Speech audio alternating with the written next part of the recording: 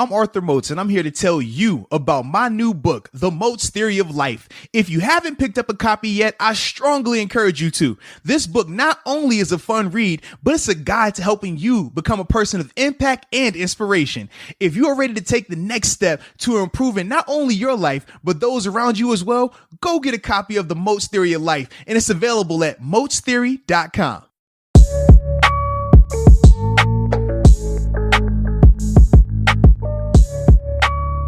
What's up? It's the Arthur Moats Experience with Deke. I'm Arthur Moats, and that's my main man, Deke. What's up, bro? Man, another day, another dollar, land of the living. Can't complain. What about you, man? Dude, everything's great. It's beautiful out here, man. It is. We're finally getting that beautiful spring weather. The weather that I like. Not too hot, not too cold. I can dress it up, dress it down, but we still get taco meat nonetheless. I had to break this shirt out, man. This might be my favorite shirt that I have. It's a dope shirt. I like the threads on it. Thanks, man. I appreciate it. You make me feel like I'm real casual over here now that you got the buttons on your shirt. You know, last episode I had the collar on with the buttons. Yeah. I was like, I'm dressing it down. I'm not coming in here after work no more. I apologize, bro. But it's all good because you business casual. We both are. We're like mullets, you know? Business in the front. Don't worry about the bottom half. But within Steeler Nation, man, we had some new action. We've been having action this whole offseason. It's crazy, right? Just when you think it will be a normal offseason, just when you think, well, you're not going to get too much more, or at this stage, it's got to be died down by now. No, ladies and gentlemen, we just keep this thing rolling. So, for those that are unaware, Steven Nelson, corner for the past 2 years for the Pittsburgh Steelers, officially has been released by the Steelers. And it was a crazy little scenario right there, man. I don't know, were you aware of the tweets that were going on prior to him getting released, dude? I did, yeah. Which a lot of people made a really big deal about. Yeah. I didn't think it was a big deal at all. It seemed, well, I'm interested to hear your perspective, but from my standpoint, it seemed like 2 or 3 days ago, the Steelers let Steven Nelson try to find a trade. Yeah. So we weren't going to keep him one way or another. We basically decided, hey, we're going to pick Joe over you, and we're just going to roll with the corners we have. Now, if we sign someone else, that remains to be seen. Yeah. And then I'm guessing a trade just couldn't be worked out. And then Steven Nelson was like, hey, man, could you just release me so I could try to find a team sooner rather than later? That's all I took from it. I didn't think it was like a big deal at all. No, man, you're right, dude. The team had already decided that they were going to be either releasing him, right? That's what they had decided. And they gave him the opportunity to facilitate a trade. Now, for Steven Nelson, I 100% support his method, though, in terms of once they knew that, okay, you're going to allow me to get a trade, and clearly the trade wasn't facilitating, regardless of what it may be. I know his contract definitely plays a part of that, because if you trade him, you have to pick up that contract and go for it, and so forth and things like that. But if you're Steven, you don't want to wait for a trade Definitely to facilitate. Yeah. Because for the Steelers, it doesn't hurt for them if they trade you today or if they trade you in August. But if you're Steven Nelson, that's a big difference, especially if they are not able to trade you come August and they got to release you. Now all the money's dried up. You look at Adoree Jackson, just signed a mega deal with the New York Giants. Plenty of people make the case that Steven Nelson is just as good or better than him. So if you're Steven and you see that deal take place 2 days prior to that, yeah, I'm with you, Steven. I'm over here like, yeah, look, we ain't got to play this game anymore, baby. Just go ahead and give me my release. Don't hold me hostage. Let me go. And that's ultimately what happened. So the people that, try to make it or villainize Steven from that standpoint, I think they were the ones that weren't aware of the situation as a whole. And we hit on that last episode as well. We just talked about how it was more so Steven asking for, his trade after they came to him and said that, hey, this is the plan going forward. Because if you listened a month ago, or it was either a month or 2 months ago, he was on Steelers.com doing an interview talking about like he's going to be signing extensions and things like that. I think I saw him on the Steelers YouTube too. Yeah. Like that was the thing. So this kind of, not only was it sprung on us, but imagine him. I mean, you literally have this guy on the Steelers network talking about, the future with this organization. And then 2 months later, it's, all right, you're no longer here. So it is definitely one of those crazy situations like that. But I don't think Steven Nelson's in the wrong at all for asking for his release. And you could even see him thank the organization right after that, right? When they did release him. Man, this is a first class organization. I really appreciate you guys. So, I don't have an issue with it, man. No, I don't either. I don't blame him at all. And some people were thinking that he didn't want to stay in Pittsburgh, but I don't think that's the case either. Yeah, I don't think so. I thought from our conversations with him, he seemed like he spoke very highly of it. You look at how him and Joe communicate publicly and privately. Obviously, Joe, he was talking to, I mean, the post that he made, it was like right after Steven Nelson got released, just talking about how they pushed each other to be the best, how they fed off each other, and they really appreciated that in each other's game. I never got the perception that Steven didn't want to be here or that he was out trying to find more money either. It just, he had a pretty good contract. Absolutely. It's just one of those things, man, when you talk about the business element of it, when you talk about this pandemic and the salary cap being affected the way that it was, this is what happens. You have to make some of these tougher decisions based on what you have available to you. So if you're looking at it and you say, well, all right, I got to either get rid of Steven Nelson or Joe Hayden. All right, we're more comfortable with Joe. All right, this is going to be tough, but hopefully a guy like Cam Sutton can step up. Hopefully a guy like James Pierre can step up. Hopefully a guy like Justin Lane can step up. Like, that becomes the new idea, or at least for next year, right? Yeah, it's nothing against Steven Nelson at all. It was just strictly business from what it seems. And everything that we've heard in our interview, and then even Jerry Dulac tweeted it out that Steven Nelson's a good dude, no complaints from teammates, never disrupted anything. So people were just running with that tweet and taking it in all different directions. What do you think then? So yes, it is really smart to try to get out of here soon, like sooner rather than later, to try to get a better deal. I guess what's interesting with where he's at in his career, he's a little bit younger than some of the bigger name free agent cornerbacks. So do you think he's capable of getting like double digits? Absolutely. I mean, you think about the 2 years he just came off of, right? Even though this year was the down year of the two, they were still very productive and showed something that he hadn't shown in his career. Even though he led the league, what was it, that last year in Kansas City where he had the however many interceptions that we signed him, right? It was still, well, man, you're so targeted. You're not proving that you're a great corner. You're just proving that if we throw the ball at your guy 30 times, you might get one pick. So it wasn't the same type of perception surrounding him. Whereas these past 2 years in Pittsburgh, we've seen him become a legit cover corner, a legit guy that can be cornerback one or a very high end cornerback number two. He showed that these past 2 years. So I do think his market is going to be better than when he was coming out of Kansas City, because that was the knock on him. I mean, we talked about the reports from Kansas City when we were the ones who were signing him. It was like, good luck, man. You can have this dude. He's trash. And they said because his time there, the 3 years he did nothing. And then that last year he kind of blew up. So it was a lot of uncertainty around him. Whereas now, that I don't feel like that's the perception. Now we're looking at him like, oh, this guy, he's legit. He can play out there. And it's going to be some teams that want that. Like I said, if they're paying like that for a Dory Jackson, and it's not a shot at a Dory, but Steven, these past 2 years has been playing crazy, like very high end ball. Now he got to get his cleat game right because he slips a lot. That came up a lot this year, the slippage. I don't really like the slippage. But outside of that, I'm like, man, this dude has shown that he can be a big time player. Yeah, in his 2019 season, think of what we were saying about him and Joe Hayden. We were like, is this the best cornerback duo in the league right now? And then even last year, like, I think the secondary as a whole was down. Yes. Now, you could point to multiple people. Man, Joe Hayden had a bad game here or there. Maybe Steven Nelson had a bad game. The only one that I really remember is Buffalo. And I don't think Joe Hayden was even playing in that game. No, he wasn't. And that was Steven Nelson going up against Stephon Diggs. So yeah. And he had probably the best receiving season out of anyone last year. Yeah, I was about to say Diggs was on one last year. It's not like anyone was having the best success against him. Diggs did that to a lot of people. So it's not a slight at Nelson.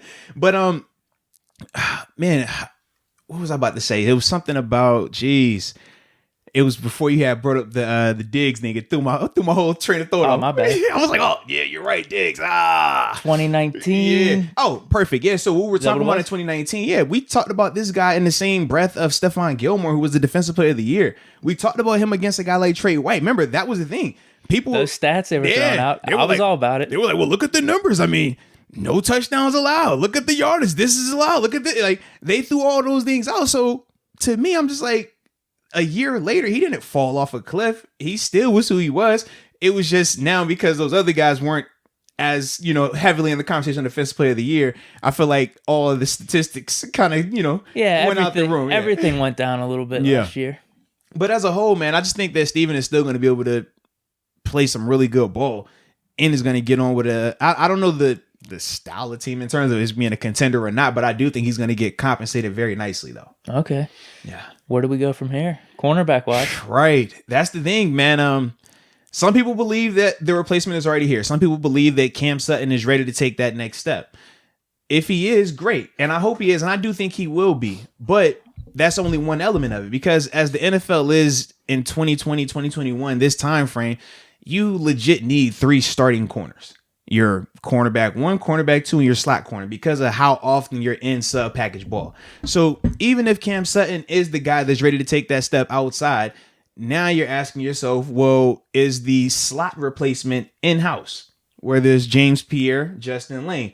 Now, we already said their bodies don't fit slot corners. Their bodies are more for outside corners. But then you have to ask yourself, okay, well, are you moving around Cam Sutton a lot? What do you want to do with that? You can also outsource, right? We talked about potentially going out and getting some of these not older guys, but veteran guys, right? It's some veteran names that are here. Richard Sherman. Yeah. Some people are even talking about Stephon Gilmore. Yeah, so it's names out there and things like that. But we just got to see, like, could we get those type of guys? We joked about the avoidable year thing because that is available. We do know it will have some ramification in terms of just the signing bonus element. If you keep doing it, that number could add up. But as it pertains right now, I don't really think that it's the worst idea. But I also think the Steelers are kind of in an identity crisis in terms of how they're building their roster right now. Part of it looks like they're, hey, win now, one last ride for 7. But then the other half is like they're kind of half-heartedly doing that. We don't want to put too much baggage going forth after this year. So with that, it just looks like they're just doing an average job. It's like, all right, I like some of these moves, but then I don't like some of these moves. Okay, I think that can help, but you got this resource that you could use to go get even more help if you're really trying to win this year. But it's like they won't pull the trigger on some of those things. So that's why for me it's a little bit frustrating, man. Right. Yeah, the positive spin on that is they just believe in the young guys stepping up, but there's no guarantee with that at all. Yeah. AJ Bouye too. Like, dude, there's, like I said, there's some names out there, man. I don't know what their market is necessarily because like I said, some of these dudes are a little bit older than Steven Nelson, so I don't know if they're going to be looking for like just the 1 or 2 year deals. But that could work for us. I don't know how much that's going to screw us this year. Now we have around $13 million in cap space.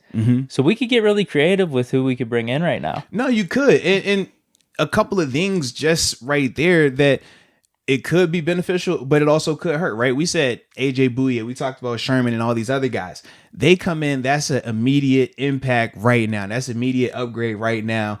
That makes Cam Sutton just bump into the slot and be your slot guy for the rest of the year, right? You know that, but then you don't have to worry about the cornerback position. So it takes care of that issue this year.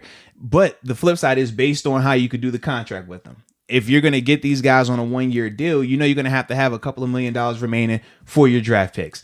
So if you treat the voidable year thing and we do that again, you could run into the issue of what we did with Ben, right? Where because of the restructures, it ultimately where it was going to be 22.5 this year, regardless if he was on the field or not.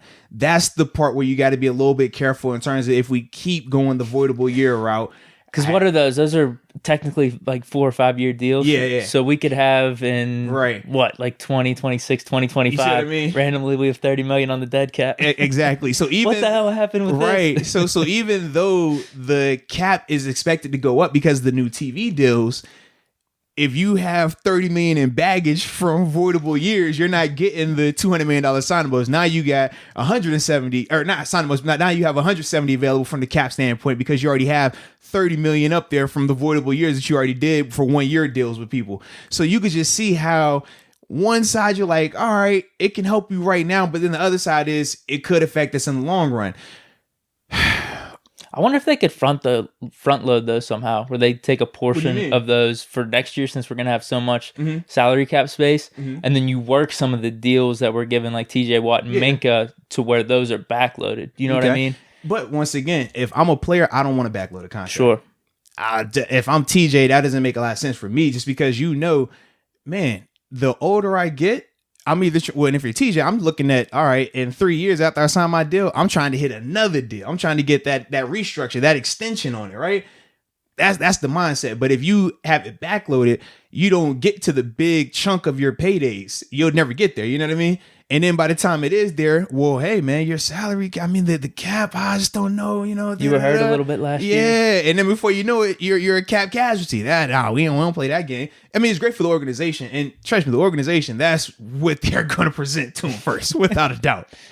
From experience, without a doubt. They're gonna give them the hey, this one's for the team. And then you're gonna have to hit them back with the, well, listen, I love the team, but I got bills. So right. You know what I mean? It is what it is, man. But to me, I just think that if them bringing back Ben sent the message to everyone that this is win now. Them bringing back Juju, this is win now. You look at some of the pieces they brought back offensively, and it's like they give you the vibe that is win now. And they kept DeCastro. We said between DeCastro and Vince, those were two of the guys that could have got released. We even threw in Steven Olsen, but we also said Joe Hayden, Stephon Tuitt. DeCastro's still there, right? So fine. So you get this perception that they're trying to keep that group together. But the problem that I have is it's all in the premise that the offense is going to be improved from last year, but the defense, even though it's going to take a step back, is going to take a small step back. But when you're looking at the pieces that are being lost offensively and defensively versus the pieces that they're replacing them with, I just don't understand that logic of how it's going to enter or equal success. Prime example, Marquise Pouncey, right? So with Marquise Pouncey, if I ask Steeler Nation, hey, how did he play last year? They're all going to say, terrible. He sucks, man. I'm glad he's gone. He's the worst center ever. For a fact, that is absolutely incorrect. Marquise Pouncey's still a starting caliber center in this league. If he went to any other team right now, he would be the starting center. That's what he is. The problem is this: in Pittsburgh, we're not used to him just being a good starting center. We're used to him being the best center in the NFL, because for the large majority of his career, what was he? The best center in the NFL. So when he becomes just a good center and he has bad snaps, and now you're starting to see these bad plays, and it's not like out of 60 plays, it's 60 bad snaps. No.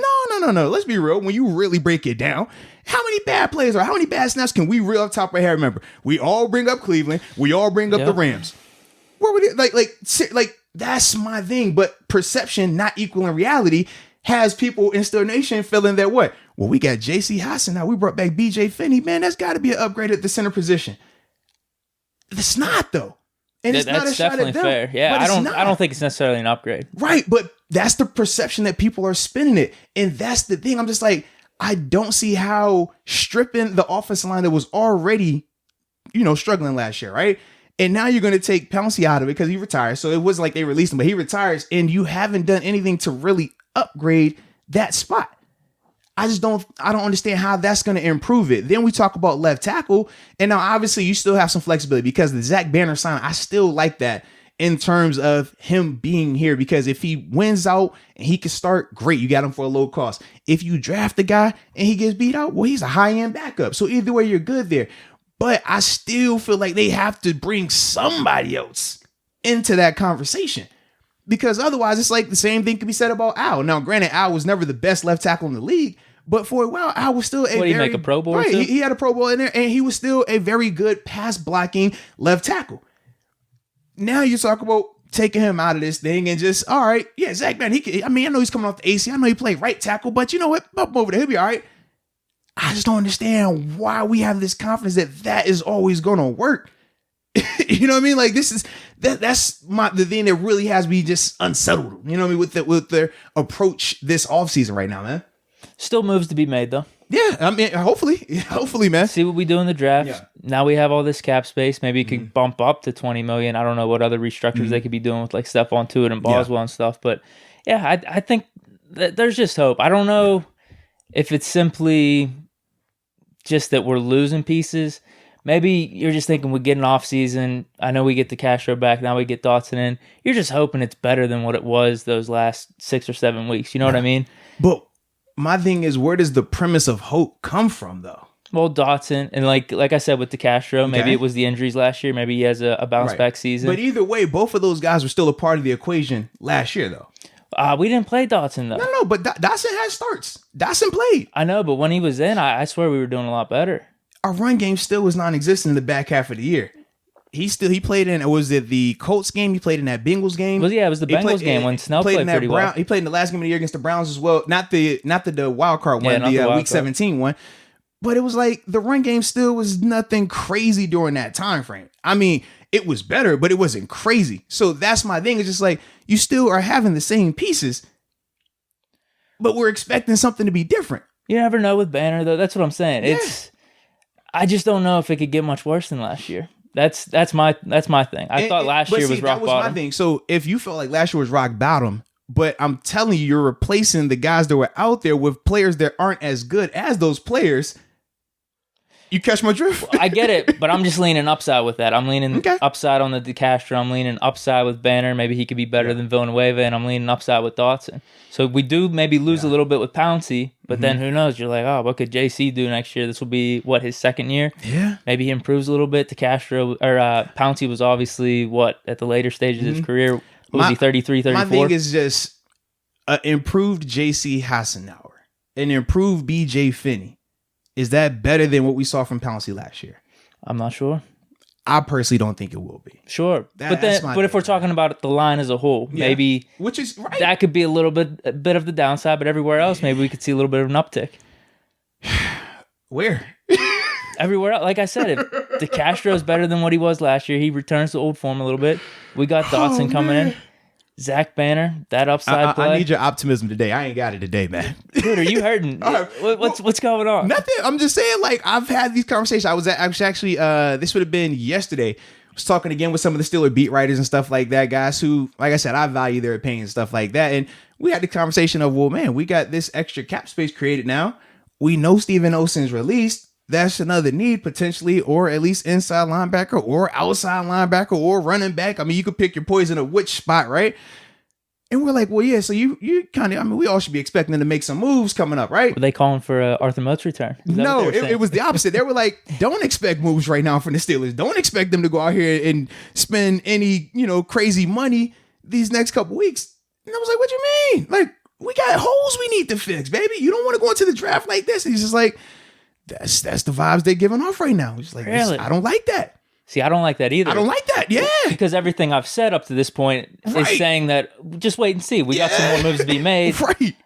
You could not like it now, but man, if we pick up a center, if we maybe pick up an inside linebacker, we get one of these cornerbacks, then it's a different story. Yes. Because now we have cap space. If we're not going to do that, I'm not the most thrilled about that either. So now you see my energy today. I'm just like, bro, what do you, like, what? This isn't, I don't like going into the draft like this. But at the same time, it's like, I'm trying to wrap my head around that logic. Like, why wouldn't you use these resources? Because bring us Fournette, bring us Bell. Right, because this is my thing. I said, and this full circle now. Remember when I said I feel like they're kind of in limbo. They're not, they can go all in, but they can prepare for the future. And they're kind of like stuck between which way they want to go. So we say you bring back Ben and some of the pieces, you keep DeCastro and stuff. Those are all symbols of what? We're going to go all in for this year. We're going to try to do whatever it takes to be successful this year.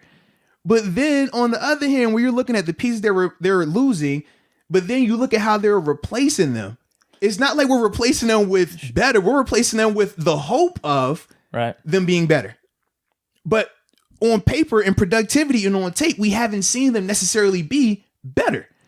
So it's like, are y'all planning to save money this year? Whatever happens, and now we're clean for next year going forward to make another run at this thing? Or are y'all really trying to go all in to make sure that, hey, we got the best chance for 7 and the guys that are coming back this year? But it's like they're in limbo. They haven't really made up a mind which way they want to go with it yet. Yeah, I wouldn't understand that if we don't make any more moves in free agency here. That's what I was assuming with us relieving Steven Nelson. Seriously? All right, we're going to bring in a running back. We're going to get an inside linebacker. Maybe we'll get a backup tight end or something like that. We'll disperse the cap hit over multiple needs. Which makes sense then. Yeah, because my question to you is this, right? I said, man, what is especially if this was going to be multi-year deals. Now, if it's a 1-year deal, cool. But I'm like, why would you get rid of Steven Nelson to bring in an older corner? That's going to potentially cost the same or more because it's a 1-year deal. Like, that's the part for me. I'm just like, I don't understand that logic. Like, how does that make you better? Casey Hayward, for example, you bring him in. Is he going to be drastically better than Steven Nelson? I have no clue. Probably not. I don't know. Because like we said, there was only one bad game last year that I noticed Steven Nelson, and it was Richard against Sherman. the Bills. You could put him in that conversation as well. And I understand from the name standpoint, it triggers people. The names, we said this plenty of times, certain people names is like, well, no, that guy has to be a beast because I remember him when he played in Seattle.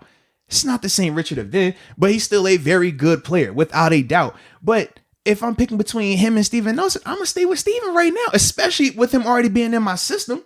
I don't have to worry about any of the other things. I don't have to worry about, well, he has this bad habit. I got to get that up out of him, or he likes to do this. I don't really like that in our defense. We don't have that.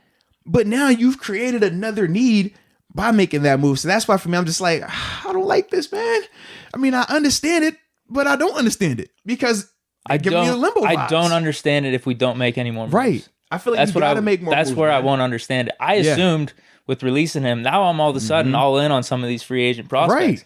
Whereas, a couple weeks ago, I'm just like, are we just going to sign Juju? Are we going to do the bare minimum? All of a sudden, now I'm looking, all right, we could bring in Bell. We could bring in Fournette. We could look at Jesse James. We could maybe look at like Quan Alexander, something like that.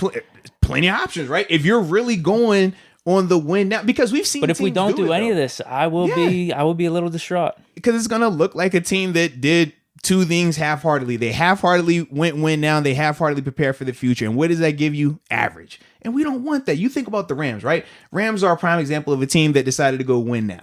You think about these past 3 years, what they've been able to do in terms of the players they've acquired, the moves, like super aggressive, trading picks, doing whatever. Back and forth. Like signing good players, but also releasing good players. Yeah. Seriously. But they went to a Super Bowl. Obviously, they got beaten there. And they still been, 2 out of 3 years been to the playoffs, right? Yeah. And the year they didn't, they went 9-7. Yes. So last year they went to the playoffs and they beat the Seahawks first time. And then the first year, we obviously said they went to the Super Bowl and lost to Brady and them. So you can see certain teams that have tried that method and the success that's come with it. We obviously know the other side of teams like us who typically just build from within the draft and things like that.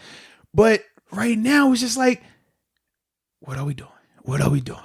Because we unless they're keeping their cards close.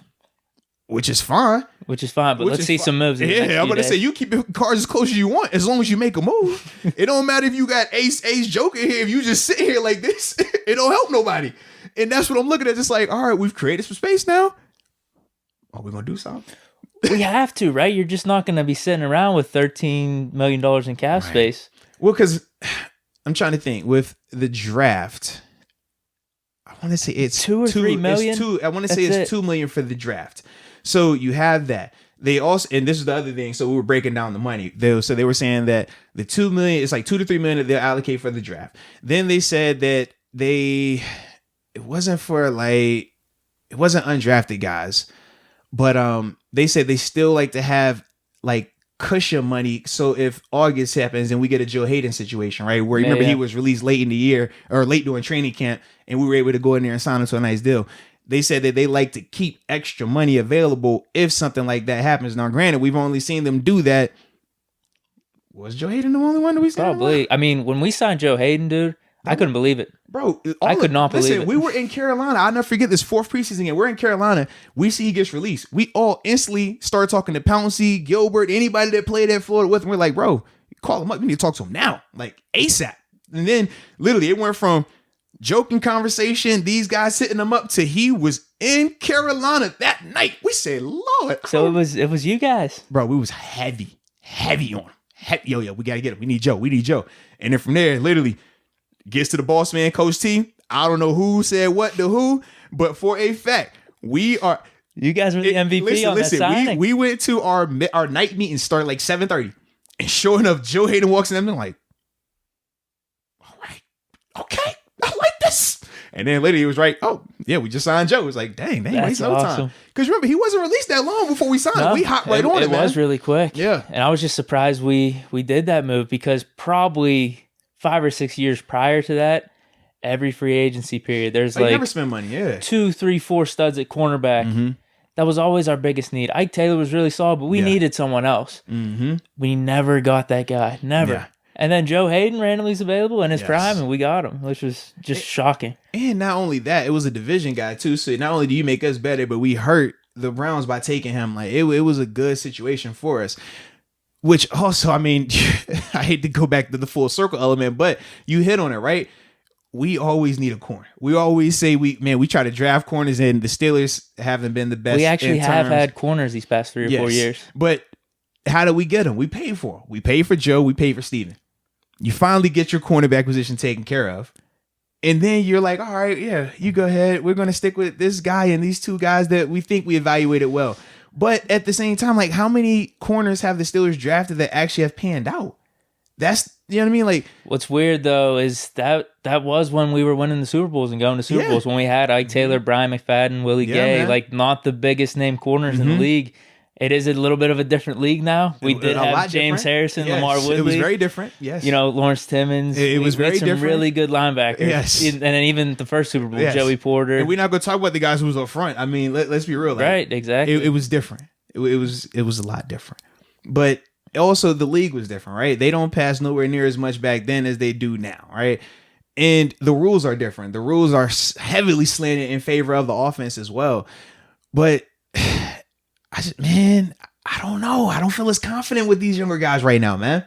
Understood. Like Cam Sutton, yes, but it's Cam Sutton. I'm elite confidence in the slot. On the perimeter for 16 games, I'm a little uneasy because we haven't seen it from 16 games. I know the dude. I should be biased and be like, because I know him, the personal relationship should make it where, hey, man, yes, he's gonna thrive and it's gonna kill out there. But at the same time, it's like, I know how the ball game works. It ain't as easy as people make it look.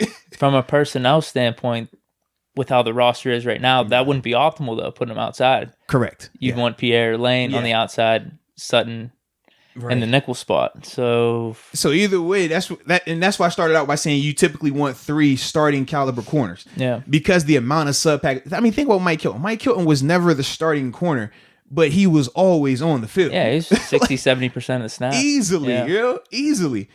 That's what the slot corner is now. That's how NFL ball works. The slot corner is the third starting corner out there. So you got to make sure that you at least have another high-end guy there. But we shall see, man. We shall see. Sure. Here's the thing. The floor is 8-8. It's only happened 3 or 4 times in the Tomlin and Ben era. And the times that we did go 8-8 were shocking to me, where I think we actually should have done way better. Mm-hmm. There's been times where people have been down on the team and we've performed, we made the playoffs and everything. So if nothing else happens, that's what I'm going with. I think we're at least going to still be in the mix somehow, some way. I have that type of faith. I understand we've talked about this in the past, while you may be a little bit more critical of that, but I haven't seen it otherwise. So I'm going to be going with that. I do want to make moves, though. Trust me. Like, I do think if we just sit on the sidelines here, we won't be using free agency to its potential. I think for me, I don't have an issue with them making the playoffs. Like, honestly, I can see this team being an 8-win team. I can see this team being an 11-win team, honestly. None of that 11-6 now. Yeah, but sounds a little weird. It is, right? 10-7. But to me, none of it matters because we don't look for just playoff appearances. If that's the case, last year should be viewed as a great success. Man, you guys bounced back from 8-8 to win the division and host a playoff game. Pat yourselves on the back. This is Pittsburgh. We don't care about that. So that's why for me, I'm just like, that doesn't satisfy me the way it like satisfies you right there. Where you're like, man, just knowing that, hey, we're going to be able to, win some games, have another playoff appearance, get a chance.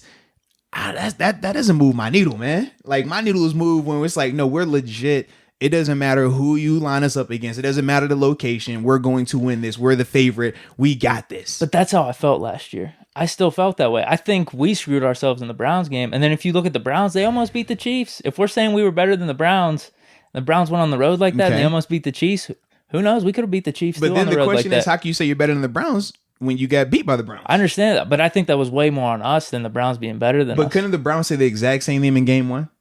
What do you mean? What game 1? Game 1, when we played them, game 1, the pick 6 changed everything in that game. Going into that game, the Browns were hot, remember? Going into that game right here at Heinz Field, we were talking about how the Browns, man, what they do in terms of running the ball could present some challenges, but we're going to see how we react to that. They never came back like we did, though. No, the reason why, remember, they took Baker out at halftime. Baker was injured. It was like the third quarter. No? It was the beginning of the third. He played one series in the third quarter and they pulled him. And we said, man, they actually conceded the game. We was like, we usually don't see this, but they kind of threw the towel in early in the third quarter because Baker had the rib injury going into halftime. So they could easily make that same case. We know week 17, we didn't have our starters out there. They did. Went down to the wire, they won. That wasn't no excuse in that wild card round, though. Our guys were out there. We were rested. We were good to go. They didn't have their head coach. They didn't have people. Remember, the all-pro guard and this and that. All these people missing. This guy's supposed to dominate that matchup. Oh, this should be a big mismatch here. And how did it end? So that's why the whole narrative of, well, we can say we're better than the Browns and the Browns almost beat the Chiefs, so we almost beat the Chiefs. Like, not so fast. Because when you really break it down, we don't show where we just dominated these guys anywhere last year. Oh, dude, I don't know. When did we? I feel like that first game. So they should be saying they feel like the last game then.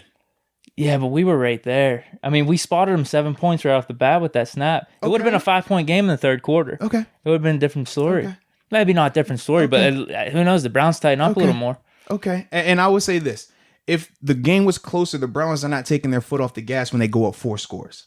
Because they clearly you can watch the tape and you start seeing prevent. You start seeing, we're going to let you get a ton of yards underneath. You get those yardage. We're going to take that clock, though, because you're going to keep milking the clock. And that's the approach they took. I'm not opposed to that. It makes perfect sense. So, yes, in theory, we came back, air quotes. But anybody watching the game, no, it was never in doubt. Like, bro, he almost threw a pick 6 to Steven Nelson.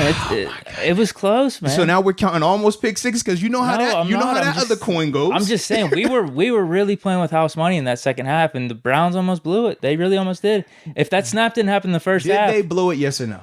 They did not. But I'm just telling you right now, bro. This is why I'm still confident in the Steelers going forward. Where I thought we were Super Bowl contenders last year. I think we will be this year. Like I said, I just haven't seen anything different over the past however many years with Ben and Tomlin. Okay. Even though the results haven't been there completely, I've always thought we've been in the mix. We've had many injuries in the playoffs, so on and so forth. Yeah. So I will be disappointed if we don't make moves in free agency, though. Yeah. I will be clear about that. But even if we don't, you won't be disappointed if we have a first round exit in the playoffs, as long as we make. I will be. I was disappointed last year. Okay. I was definitely disappointed because you're right. The goal is the Super Bowl. Yeah. But like I said, there's only so many teams. Honestly, like Brady's just been running the table. But think of how many teams have been so consistent winning Super Bowls over the past 20 years. It's been us, and it's been Patriots and Brady, really. Mm-hmm. And then past 20 years, but the past Saints, 10, we haven't had a lot of success postseason. You have the Saints, the Packers, the Seahawks. They all have a Super Bowl there, and they've always been in the mix. But we talked about for us in Pittsburgh, we haven't had a lot of playoff success in these past 10 years. This past decade, we don't have a lot of playoff success. So when we keep saying, well, yeah, man, we've been a part of that mix. Yeah, we've been a part of it. We actually haven't. We haven't. We've had some bad breaks. You're making a ton of excuses, but at the end of the day, the result is what? We haven't had success. So every time we bring up, well, man, I mean, we have success, man. As long as we got Ben, we got a chance in the playoffs. We got this. And it's like the past 10 years, where has that gotten us? I'm just saying we've had some bad breaks. I get it, but I don't know what else we would have done different, really. That's my point. I thought we've always put out probably the best teams we could over the past 10 years. My whole perception is just status quo isn't enough. In that statement, it just reminds me of status quo. When you're like, well, what could we have done differently? Something differently. You know what I mean? Because we know what we've been doing. That didn't equate to success in the postseason. So clearly y'all could do something different. Try something different. That's all I'm saying, man. But hold on.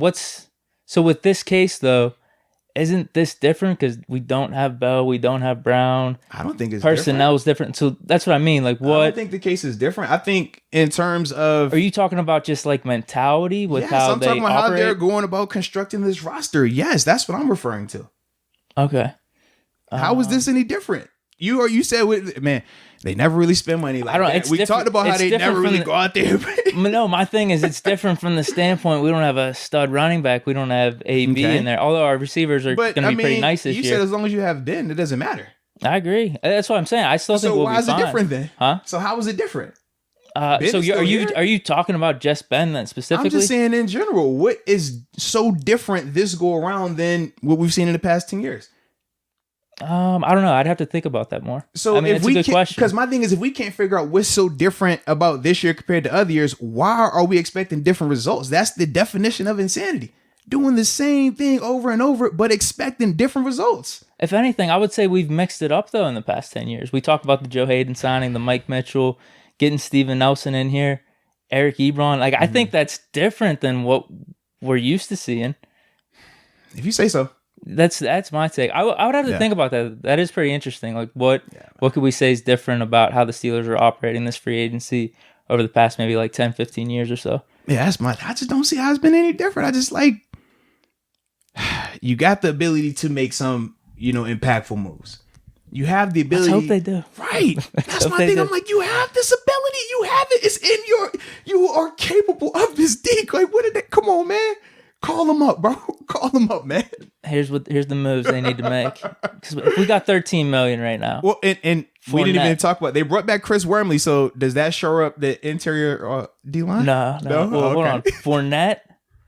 Let's do Fournette. Let's do Jesse James. I don't think we really got to worry about the offense then for free agency. We could draft maybe a center or left tackle. Okay. And just one more player maybe on defense we need to bring in. Who could that be? Could it be Quan Alexander? I mean, he's hurt, but like there could be some upside there. Any linebacker that you can get like that, whether he's going to come in here and start or at least compete. I don't care if Robert Spillane is starting. I don't care if it's Marcus Allen starting. I don't care if it's Ulysses Gilbert starting. I don't care which one of those guys start.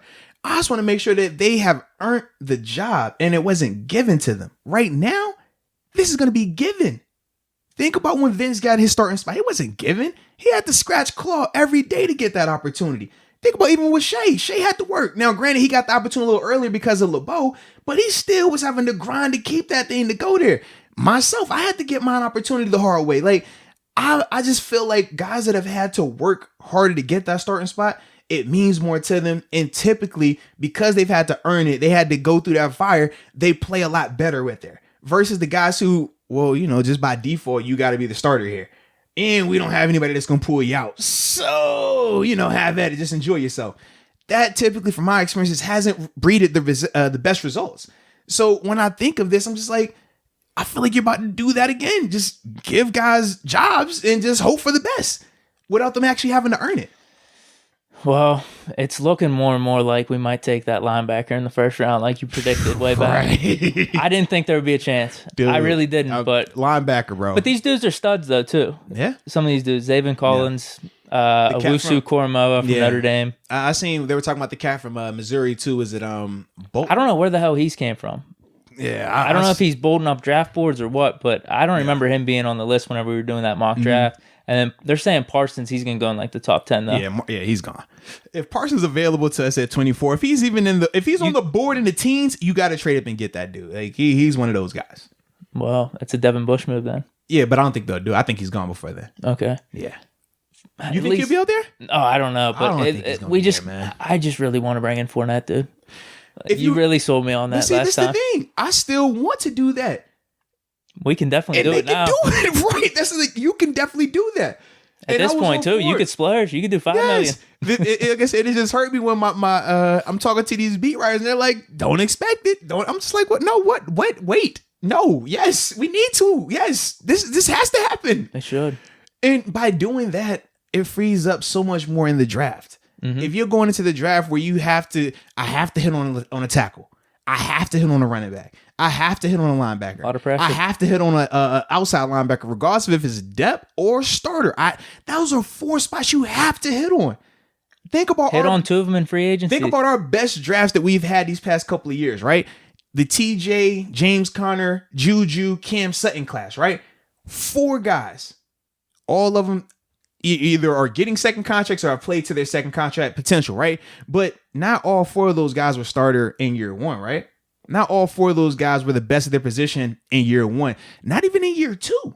Some of the guys, it took a little bit of time to develop.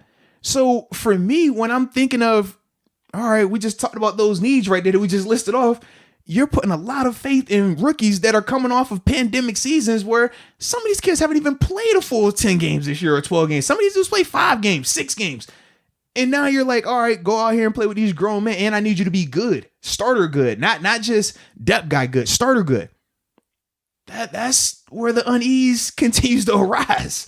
Because that doesn't happen a lot. Think about how many rookies we miss on. Yeah. For every all the rookies that we talk about, think about how many we actually miss on that we just kind of, all right, we ain't gonna talk about that guy. Just we're gonna forget about the back half of those classes. Just talk about the top 4, top 3 picks. If they don't do anything else significantly in free agency of being able to address running back, being able to address a linebacker position, then you're going to put yourself in that basket come draft time where you have to hit on every single pick. And it's just not realistic that that's going to work. You're preaching to the choir. I definitely want us to make some nice moves here in free agency. Speaking of Fournette, real quick. Yeah. You might find this one interesting. So I saw on Twitter they did one of those start, bench, cut things Yeah. with 3 running backs. You see this? I know what you're talking about. I didn't see that one with Fournette, but I know what you're talking about. Dalvin Cook, Aaron Jones, and Fournette. I'm going to start Fournette. I agree, dude. I'm going to... I'll probably bench... I'd bench Jones. Actually, no. I'm I'd going to bench Cook and then cut Jones. Yeah, that's what I'm thinking. Because with Cook, I'm like way more productive. I saw that fumble in the playoffs with Jones. Well, for me, I like his style of play. I just wish he had that top end, could take it to the house. I've seen him quit a little bit too many times in the open field. For if I'm going down that list of how I'm going to pick these guys, because obviously the money's going to probably be similar. It's like, all right, you're not the most physical bruising back. So if you're not a bruiser, I need you to have that. I can go 60 right now. And he just doesn't have that right there. You know what I mean? So, yeah, that's why I'm definitely going to go for it now. I think he's the most complete of all of those guys. And then Cook. You want to know what the comments were saying? They were saying, like, this is a joke. Fournette's the first one cut. This is too easy. Every comment. I'm thinking to myself, you know what? I haven't seen Cook or Jones have a playoff run like Fournette did last year. I haven't seen that. So until they could prove me otherwise, why wouldn't you take Fournette? I like Fournette. I just like his game, man. Maybe it's the nostalgia element from what he was doing in Jacksonville early on, but I just think, to me, he is a really good player. It was the reason why he was drafted. It's the reason why he's still in the league making plays. We talked about he almost had 500 total yards in the postseason while splitting carries with who? Ronald Jones. While we already know that Brady was doing his thing slinging the rock. So it wasn't like he was the feature in any regard, but you can still see his impact and the productivity. Why wouldn't you bring that player here? Oh, yeah. He fits. If we're talking about Steelers, it's the perfect segue. Let's get him in here. Yeah. Like, what? You know, like, that's the thing that gets me. Dude, he's a Steeler running back, too. He fits the mold. Like, what do we, like, think about it. Think about when we think of we want what? Physical guys. They're not afraid to block. We want you to be able to play in all kind of weather. Fournette could be what Mendenhall was supposed to be. Seriously, that's a great comparison, actually. I like that a lot. Better pass catcher, too. Yes. That's actually a really good comparison. I will give Mendenhall. He did have one like really solid season. He had a good stretch of seasons, but I think Fournette's better than him, though. I do, too. And we see what he did in the playoffs. Yeah, I'm a Fournette guy. I just think high pedigree guy, man, and he fits. He's working out with AB, so I wonder if it's a package deal. You thought the wide receiver room was crowded already. Ain't no room for Mr. Big Chest. Chest too big for that. Nah. Maybe Fournette's just asking AB about Pittsburgh. Maybe that's what it is. He's like, yo, man, what's it like playing with Ben? He's like, all right, so look, when you coming out the backfield, Ben want to lead you a little bit, all right? So make sure you know what I'm saying, you good. But he's never going to have you set up. So just catch and get ready for the cutback. So you good. You know what I mean? Like, that's what he's telling me. He's telling me some food spots too. And he's like, oh, make sure you hop on the Arthur Most Experience with Deke podcast when you come up there. But make sure you got the merch and subscribe. That's what he's going to tell him as well. He's going to be like, yo, listen. AB's looking out. Because AB the homie. You know, AB's like, yo, Fournette, I got you, bro. Moats and Deke, they got this dope podcast. That's what he's going to tell him. He's like, oh, word? All right, tell me more. He's like, yo, so look. They got awesome merch where it's like literally their face on the hoodies, the shirts, women's shirt, kids shirt. It don't matter. Mm-hmm. You know what I'm saying? Coffee mugs. Cause you know, he like to drink tea while he's in meat, stay awake, drink coffee. Sure. Cool. He's like, yo, we got you covered. All you got to do is watch the videos right on the link, right at the bottom. He's like, all right, bet. And then he was like, yo, but what you got to make sure you do is subscribe. He's like, and he said, Fournette, I know how much you like the color red. He was like, what you mean by that? He was like, cause man, when you run, you like an angry bull, like you see in red. He's like, well, they got this thing that pops up every time they have an episode. It's red. Says subscribe. Every time you see it, just get mad and just tap it once. Sure. Just and then go to somebody else's computer and tap it on theirs too. And then take somebody's phone and just tap it on that too. And that's what he's telling him to do right now. So if it's a little bit longer of a delay before he gets here, just know that's why. Yeah, and the Steelers have been known for some of the dramatics over these past couple off seasons. Mm-hmm. You know, with the Ben video, how they've been dropping this stuff. Man. So maybe that's what they're doing. They're just stringing us along a little bit. Man. You know what I was thinking when you JJ Watt? Yeah. You know what I was thinking when you were saying red though too? You got the Heinz red zone. I mean, what better way to be running in that Heinz red zone? Heinz? I don't know. Isn't there one more year? Is it one more year? Right? Yeah. I'd be devastated. Because that's been the talk the past, was it last year or a year before, where it was starting to have that conversation of, is it still going to be Heinz-Field? And I'm like, what do you mean is it going to be Heinz-Field? Like, it has to be Heinz-Field, right? And you know what too? I thought I would never call the Penguin Stadium PPG Paints because it was always console. It was. Yeah. Now it's PPG Paints. Yeah. So like if a new company gets Heinz Field, give us 10 years, we're gonna be calling it that. Yeah. But you're right. And I think it's different too from Three Rivers because Three Rivers was actually like destroyed. And then it was just, this is new. This is Heinz. Mm-hmm. But I don't even like. That just sounds weird. I can't even imagine Heinz Field being something other than Heinz Field. What was it? It was Civic Arena. Then I went to Mellon Arena. I think a lot of people called it Mellon. Like it wasn't. Okay. It wasn't so it was before console. Okay. It was like this igloo looking arena across the street. And it would open up too. Actually, it could be like an amphitheater. Okay. It was really cool, man. It fit really good with the Penguins because it did. It literally looked like an igloo. See, I definitely remember when they changed it from console to PPG. For me, I think it was like my second year here, so I didn't even really have like a vested interest in the name either way. They probably didn't have the Mellon Arena there too. Whenever you got here, it's probably tore down. You say that, though, I'm thinking even when I was in Buffalo with the Sabres, the same thing. At first, it was First Niagara, and then it became like HSBC Bank Arena or something like that. So you caught on like after a couple years. Yeah, I guess so. Yeah. It's one of those things you think I'm never gonna call it something else. Yeah, you're right. But PPG Paints, it's PPG Paints now. It's not console anymore. Yeah, I always call it PPG. Yeah, I always call it PPG down here. Yeah. Jeez. So it's possible. But no, I don't want it to be anything other than Heinz. It's Heinz. No one does. Yeah, unless it's something like unless you're moving it somewhere different. It has to be Heinz. Yeah, you need to tear down the stadium. Yeah, even if you rebuild in the same spot, just move it over a lot, and then you can rebuild it, call whatever you want. But it can't be there. Like, that's Heinz. How quickly did they do stadiums like this? How long was Three Rivers around? Was it around for 30 or 40 years? I'm not sure off the top of my head. Because I wonder, like... I mean, they keep some of them around. I know in Buffalo, that's been there for, like, ever. That's one of the oldest stadiums in the NFL. They're always talking about, like, trying to redo it. But it's just, I mean, like, it's hard. You know? Yeah. So what do we got? Wormley then? Yeah, man. So Chris Wormley, man, re-signed 2 year, I think it was 4.3, if I remember correctly. Yeah. Yeah. So you lose Tyson, but you're able to retain Chris Wormley. How you feeling, baby? I'm looking at this right now. It seems like this is really just a 1 year deal because the cap hit next year is $2.9 million, but the dead cap $600K. Mm-hmm. And I'm actually seeing in between on this spot track 2021 and 2022. It literally says potential out. Okay.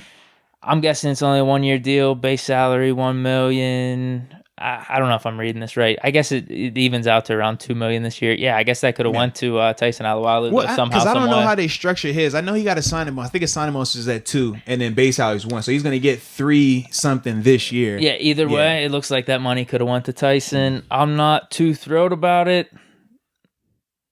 I don't know what to say. You could just say that he's younger a little bit, but I think just for next year, you'd rather have Tyson. Nah, man, this is like J.C. Hassanauer and B.J. Finney, bro. Addition by subtraction. We good. Wormley's going to ball out. He's going to be the nose guard. Even though he doesn't really play nose, he's going to be the nose. And we're going to be fine. Steal away. You think he's going to be starting then? Why wouldn't he? Yeah, who else are we going to have? Bugs, maybe. It's going to have to be one of those guys. I'm guessing it's not going to be Mondo. It's going to be Davis, Wormley's Bugs. Not really built for that. I personally don't. I wouldn't put him in there, but yeah, he seemed like he'd be a good backup for like Cam Hayward. You're distraught. You're hurting. I just don't like you have a lot of optimism when it was with offense and the offensive line, but now we talk Wormley and you're over here like, I mean, maybe it's Bugs. Is it Davis? Like, why is it so different now?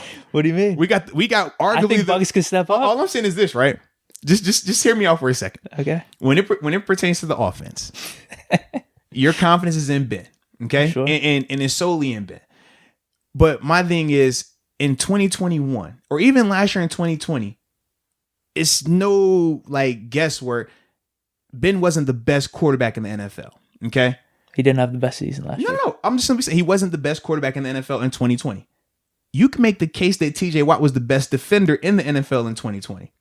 But yet, when it comes to like your confidence of we could put, less pieces around this guy and he's going to elevate him. But this guy over here with less pieces around him, I don't feel as high on him. Like, why is that? Maybe this is in a position of much visibility. Maybe there's that. But also, I am optimistic. I'm saying Bugs. I'm thinking Bugs. That's what I'm saying. I'm not believing in Wormley. I'm thinking Bugs maybe. All right. He was on the podcast. Yeah, I'm believing in Bugs. That's what I'm thinking. What about Dave? Dave was on the podcast too. Now you picking sides? Either one. I could see someone stepping up. Yeah. Just not Wormley. This specific signing.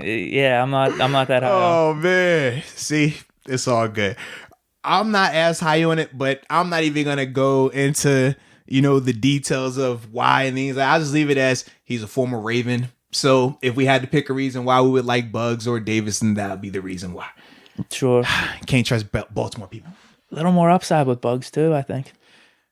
Well, the thing with Wormley, like he obviously, it just I don't remember one play of his last year. I guess he had a sack. Yeah, I don't even remember any of this. He had a sack in the Browns game, week 17.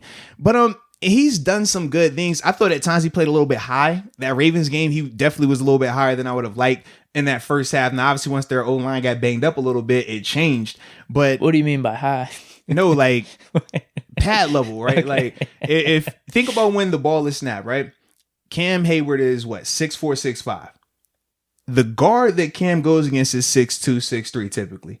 If Cam Hayward is looking over the guard, then you're way too high. And at times, Chris Wormley is looking over guards and you're just like, bro, you're playing way too high. And then the impact of that is he gets driven off the ball at times. And we would see it in some of the short yardage, some of the goal line stuff. Not just him, it was multiple people. So that's why it's like I don't like to pinpoint one because people just look at it as though he was the reason. It's like, trust me, we can go down the list. It does not matter who. We could point out the plays where they were high like that. But that's what I mean by playing high. And at times he would do that, and it was just a little bit more than I would like. Like I said, guys are gonna have that, especially when you start to get fatigued. When you get fatigued, you start to lose pad level because it takes a lot of effort to stay down, especially when you're a taller guy, every play. But for me, I just want to see him do that a lot more. But it is what it is, man. I guess it's still a good signing, man. You got TJ Watt, bro. That's all you need. I don't even care about nobody else on defense. As long as you got TJ, we good. Who else is on the show? Honestly, I wish we had this cap space. No, we don't need cap space, baby. I wish we had this cap space. Who needs cap space? So we could maybe, I mean, that could go to like Jesse James or someone right now. Why you only want offensive players? I'm feeling some type of way about you today. You're right. I guess we kind of do need a defensive tackle, maybe. I can't get none on defense. Can I just get one on defense? Well, that was my point, though. We could have just brought back Tyson then. True. But Tyson, at the same time, did get offered more. He was a 2 for $6. This is a 2 for 4 point whatever. We could have made it work. I mean, we say that, but remember that was the mindset for a while of, hey man, cap's a little tight. I do. We can't be playing around too much. I did just say that. We were just trying to get the bare minimum. We was trying to do what we had to do. So we figured now we're in heaven. We can sign anyone pretty much. But once again, we can see why I'm frustrated over here. Sure. Because you just said, we got freedom. We're in heaven. We can do what we want. But what are we doing? Let's do it. So right. we'll look back in like 2 or 3 weeks. And we'll see if anything was done. That's all we can go off right now. I hope so. I hope this is the saddest and the lowest I have to be. Some of these rumblings you're hearing, it just makes me uneasy. Yeah. And if it wasn't from people that, like, when I get my info sometimes and it hits, I'm like, if it wasn't from that group, it would be a totally different mindset. You got that history. But it's like, yo, we've hit on a lot. This right here, like these convos, this works. And it's like, I don't like what you're telling me. I don't want to hear that. I want you to be absolutely wrong. I want me to be wrong. I want everybody to be wrong. I want the Steelers to be, like you said, close to the vest and then bam, bam, bam. Got you. That's what I'm hoping. I am too. We shall see. What else we got? Oh man. Whoa. Whoo. We did have some other hot topics. Yeah, we had some hot topics. Well, not even topics, just a hot topic. And this is a good teaching point. I think it's a good teaching point. It's important. So this would have been today. The reports came out through TMZ. A video has showed of Chase Claypool being involved in some type of bar fight in California. The fight happened. It was March 11th or 12th time frame. But either way, the video shows him for the majority of the time. He's just in it, kind of like around, helping, talking. But then it is a part in the video where he does kick a person that's on the ground. And then from there, the video cuts. We don't really know what happened in terms of leading up to it. We don't know what happened after. We don't know if he was the aggressor, if he was defending himself or anything like that. We just know what the video shows of. It's a big fight, a lot of people in it. And then Chase comes over there and kicks a guy. regardless of what led it to happen and things like that, my biggest thing is just, number one, you should never put your hands on people because you never know how somebody's going to react. Prime example, we said this before, right? You could hit me and you could think that it was the softest hit. You could think that, oh man, I wasn't even that mad. I just gave him a little like, yo, chill out.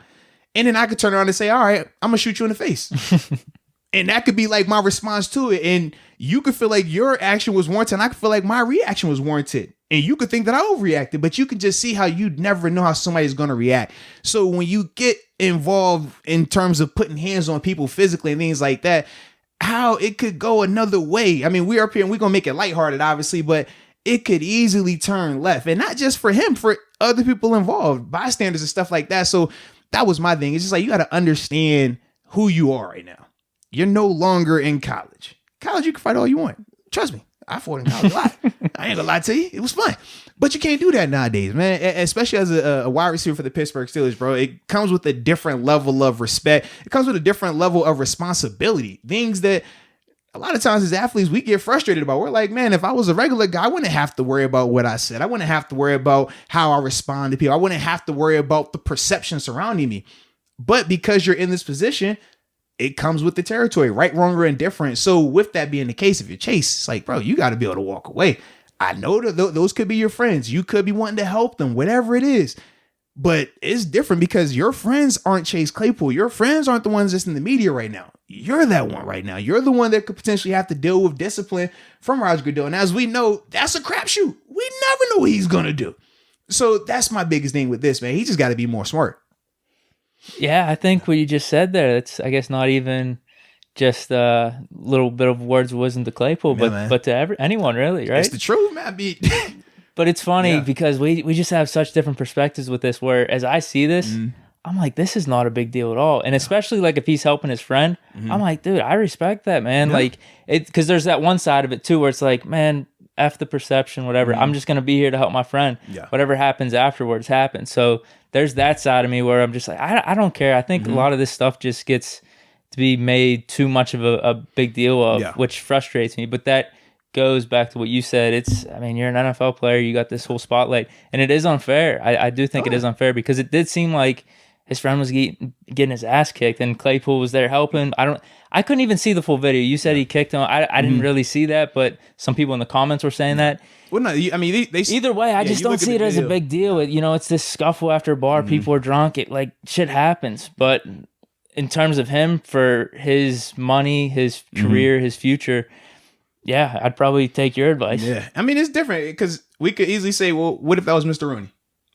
Will we look at that as, oh man, stuff happens. Everybody gets in a fight. No, we'd be like, yo, you're Mr. Rooney, bro. Like, first off, what are you doing there? But secondly, you got to be bigger than that. You can't be fighting. No, for a fact. Listen, we could, Mr. Rooney. You can play devil's advocate for this purpose right here. But for a fact, if Mr. Rooney, think about, if any of a person of that standard, of that standing gets into a physical altercation, they don't even have to throw a punch. It's a headline. It leads off.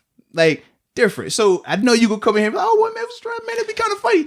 It wouldn't be funny. It wouldn't. We know for a fact that would dominate everything. With Rooney, though? If Art Rooney II, if he was involved in a bar fight on video, you think it would be a laughing matter? I get it be a headline. I just don't think it wouldn't be a big deal if Mr. Rooney was in a physical I just don't altercation? think the average fan would care, especially if we think he's doing it for the right reasons. He's like defending his friend or something like that. I get it'll be a headline. Yeah. But I think that kind of stuff will get blown out of proportion. But it is what it is. You don't want that attention, which goes back to everything that you're saying. Yeah. Like for me though, I'm just giving my perspective. I really don't care about it. Like if anything, I'm like, no, dude, good for like helping your friend out. And I know you said if he was helping his friend. I already said we don't know what he was doing. So if he wasn't helping his friend, would your perception change? Still not really. Not from the standpoint of like, I just don't think it's a big deal. Gotcha. Like scuffle, drunk, whatever it is. But yeah, going forward, you might have to think about this type of stuff going forward because like you said, it could be a learning lesson for him. Yeah. For his personal career, his money, his future in the NFL, like going forward, not the best thing. But in terms of like I don't know. I just don't view it as that big of a deal. Well, I'll just say this. For a large part, you've referred to yourself as like the average person, right? Average career, average this, right? As you continue to grow, you're no longer going to be average. Understand, this is significant. So even though you keep just understand, it isn't okay. At any I'm age, not giving advice. I'm not saying keep doing that. No, I'm just saying in general, at any age, like I just don't think like the putting your hands on people, that premise, that base, I don't think is ever acceptable or excused for alcohol, age, helping friends, domestic. I don't think you should ever have a scenario where you're putting your hands on another person. That's just me, because I know how I will react, and it's different, right? And those are the things that you have to really be more conscious of, regardless of your profession. That premise right there, man, you just like that's the one for me. Like, keep your hands to yourself, everyone, please. No, please. I agree 100%. Like that's, I wouldn't do that. You know what I mean? Like I'm not a fighter. Like I would never fight anyone. But at the same time, want to fight, man? I seen. Come on, bro. What? Wait a minute, Deke. My Deke, I've seen you, Deke. Nah, come on, bro. Deke, I've seen. Oh my god, oh, you funny. Nah, I'm playing. Like, yo, I seen Deke. Deke was hammered. He was walking around swinging on random people. I got caught with a stray. Was it mine? I don't know. I said, which one of y'all hit me? I guess my reason for bringing what I said to the table is that people just go off the deep end and completely vilify him for this. Oh yeah. That's what I'm saying. Whereas like I view it, I'm just like, dude, this isn't who he is. It's just like one scenario, one event, and like I said, there could be some caveats to it where like probably 90 to 95% of people would do the same thing that he did, like backing up his friend if that did happen. So that's my whole point with that. I just think I see it and I'm just like, I don't really care. Yeah. Hopefully it doesn't happen again. Like hopefully it's a learning lesson. Like you said, he learns everything that you brought to the table. You could learn from it. Yeah, because it could be a totally different report right now. No, exactly. Because how it ended, it was nothing. It happened 11 days ago, which also pisses me off about this stuff. It's like it happened 11 days ago. Like why? Well, no. But this shit come out? The reason why it happens like that though, a bar fight can happen. I can record it. But then I have to decide, am I going to release it to TMZ, highest bidder? Am I going to release it to my social media for free and get clout? Like, what am I going to do with it? It's a shame. But, I mean, that's what today's generation is. That's It's just a mirror of the people watching it. Because I'll be real, I watched it, and it was for reasons just to be like, is everything okay? But, like, there's people watching for different reasons, but it gets attention. Right, and let's be real, it's a market for that. I mean, if you get that type of footage... So during those days, you're asking yourself, okay, well, how do I want to do this? Do I want to do it myself and post it and break the story? Or do I want to get compensated for this? All right, to get compensated, I got to start making phone calls. It's not like the average person has the phone number to TMZ, has the phone number to Channel 11, has the phone number for this. So it's like, all right, let's shop this thing around, see what I can get. And then from there, now you make your release. And then that's why it comes out typically later like that. But that's how it usually goes now, man. Yeah, it's trust me, we hated it in our profession. It's unfortunate, man. It's unfortunate. What can you do though? Yeah, just like you said, gotta number one, make better decisions, but hopefully people you're surrounding yourself around, because that's important. Hopefully like the people that, whoever it was that got into the fight, if it was like Claypool's friend, like hopefully the friend understands, like, I'm putting my boy in a tough spot here by doing this. Yes. Because if he doesn't back you up, then that looks bad because he's not backing you up. But then if he does back you up, we see what happened in this video. Or what could have happened even worse than this, right? Because that's the thing. It's like, this isn't the end of the world in terms of how it ended. But like I said, this could have totally been different. We don't want that type of activity. Oh, for sure. But yeah, if you're Chase, you got to sit down with the friends too. Hey, babe. Hey, homies. Y'all tripping. I don't care. Like my boys, they know right now. When we go out, I don't care what is said to y'all. There is nothing that can be said to y'all that's going to make y'all fighting here, because y'all already know what that's going to do to me. And we can't do that. You can't. Period. Get some publicity for the podcast. But not even that. But think about this, right? Get publicity for the podcast, but then YouTube says, well, we don't want that type of content up here. Now what? Now money dries up, right? Sure. Oh, Steelers. Oh, you were up there. Now, okay. Now you're not there anymore. Okay. Now, the fan. Oh, wait. Hey, Arthur, listen. I know. It wasn't that serious, but perception, we can't have you. Now it's different, right? I get it, man. Yeah. So absolutely, if you're Chase, if you are the breadwinner of the group, you got to make sure they know, like, bro, this can't happen anymore. Forget, winning and losing a fight. Forget what could have right or wrong, even. Right. Yeah. It's just like, bro, it's bigger than that, because nobody even think about this. Are we talking about any of the friends' names? Are we talking about the people that were there, that they were in the fight? We don't even know anybody's name. You know why? Because of Chase Claypool. that's how it goes, man. When you are the NFL player, when you are the celebrity, or you're the breadwinner, the person, that's the headline. And no other facts around it. Just you fight, boom, video. It sucks. But like I said, for him, he got to understand that. He has to make sure his friends understand that as well, man. Yeah, sure. Yeah. So I guess that was the hottest topic today, huh? That was very hot. It was spicy. I don't like it that spicy. I like it a little. I was just doing this. You know? Talk about the Steelers in the news, man. It does. It keeps on coming because I did. I did my research and everything for the Steven Nelson stuff earlier today. Right as I'm done with that, someone mentions in the comments, "Hey, Claypool got into a fight." I'm like, wow.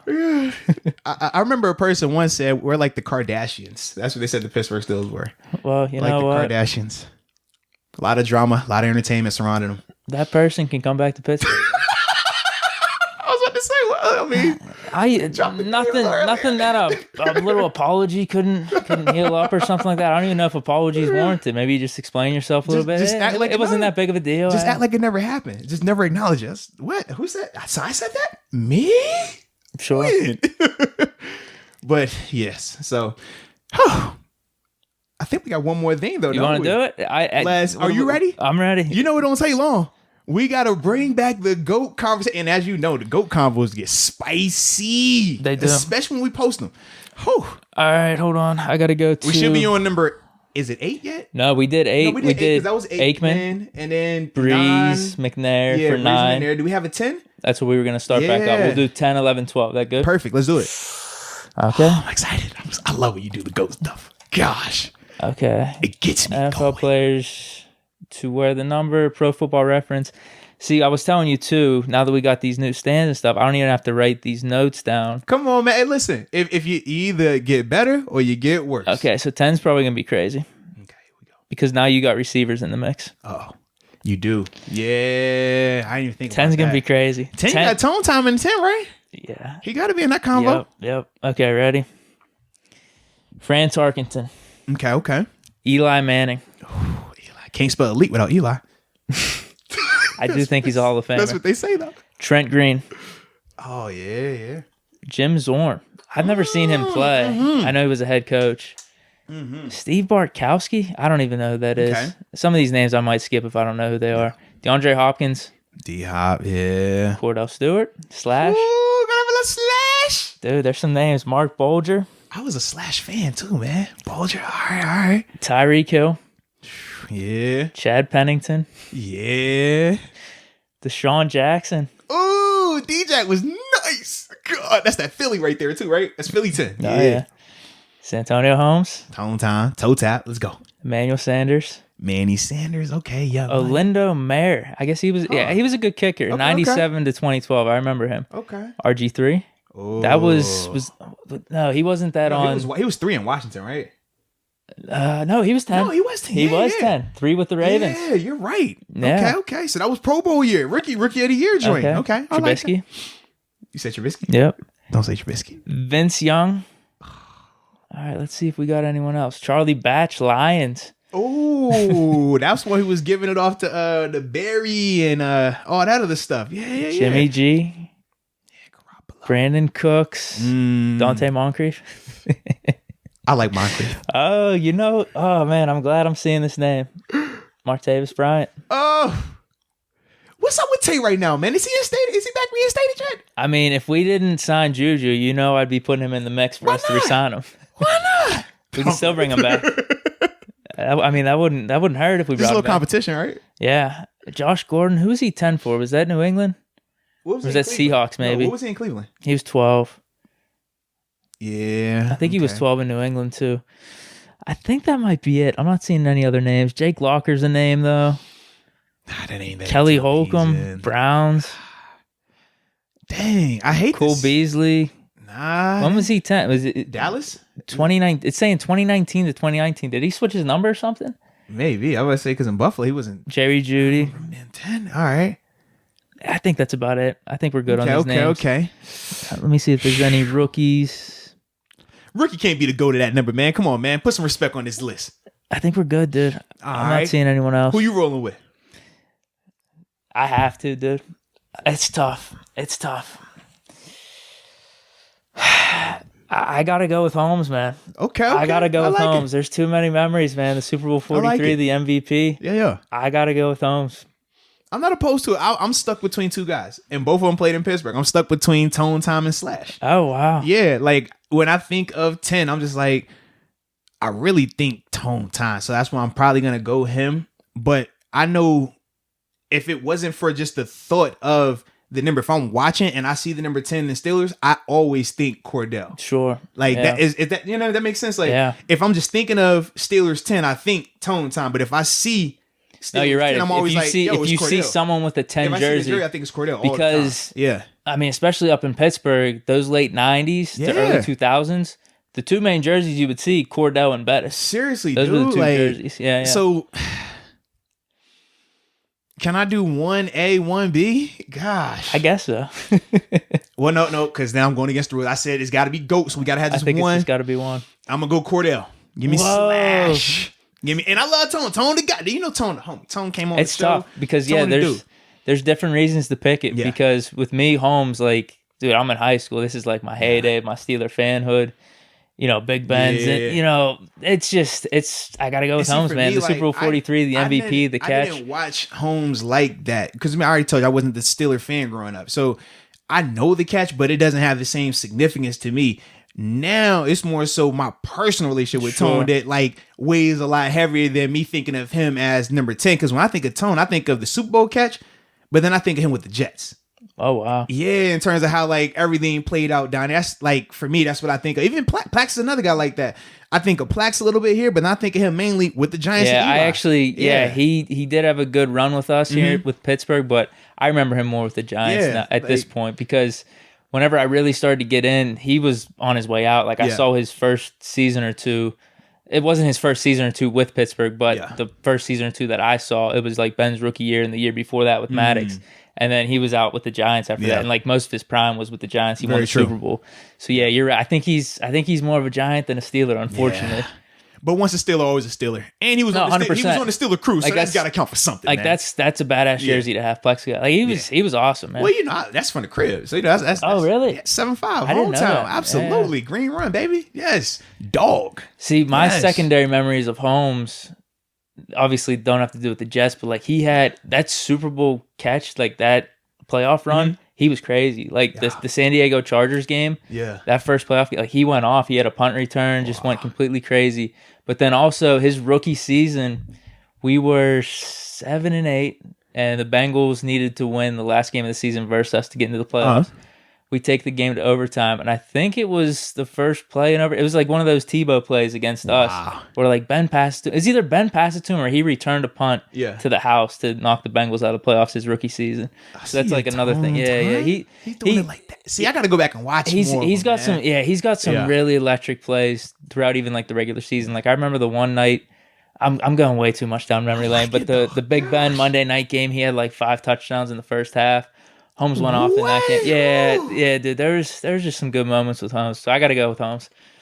I can respect even it. outside the Super Bowl. I can respect it. All right, number 11. Yeah, but I can't even think of anyone that has 11 right off the bat. Yes. Hold on. I just had someone in my head too. You probably gonna say their name. All right. Yeah. There's okay. Yeah, ooh, this one's gonna be tough. This one's gonna be tough. Ooh, man. Yeah, this one's gonna be good. Okay, Drew Bledsoe. Now, is this New England, Drew? Where is this at? 93 to 06. I think this is what he's always been rocking then. Yeah, that's what it sounds like. Yeah, gee, all right. That's 13 years. Cool, let's get it. Larry Fitzgerald. Larry Legend. Julio Jones. Phil Simms. Oh, okay. Alex Smith. Yo, yeah. Danny White. I don't know him. You said Danny White? Yeah. Hold on. Let me click on his name. Danny Cowboys. Did he play Cowboys? Yeah, he played Cowboys. Okay. Maybe that's why. What year, though? 70s to 88. Okay. Maybe that's why. One Pro Bowl. Okay. Culpepper. Dante Culpepper. He was nice. He had his little runs. He had a little time. Jim Everett. I don't know him. Julian Edelman. Okay. Mark Ripien. Didn't he win a Super Bowl? I think he did. Mm-hmm. Okay. Sebastian Janikowski. Seabass?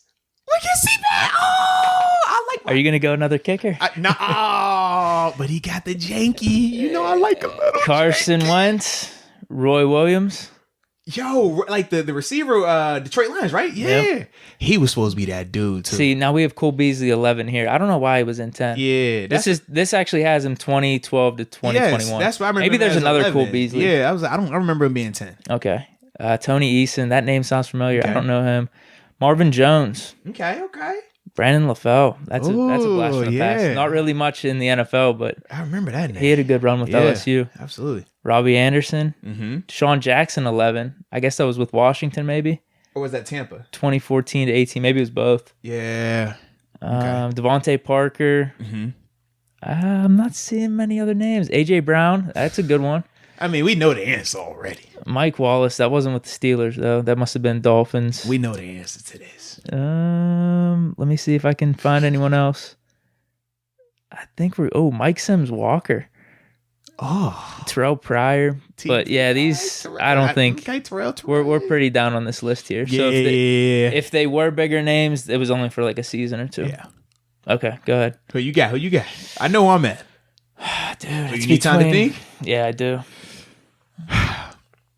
Well, ladies and gentlemen, I always like to say I've played with multiple Hall of Famers in my career. And I'm going to continue to say that because even though it was a very short-lived stay in my time, well, actually it wasn't short-lived. I was just injured a long time.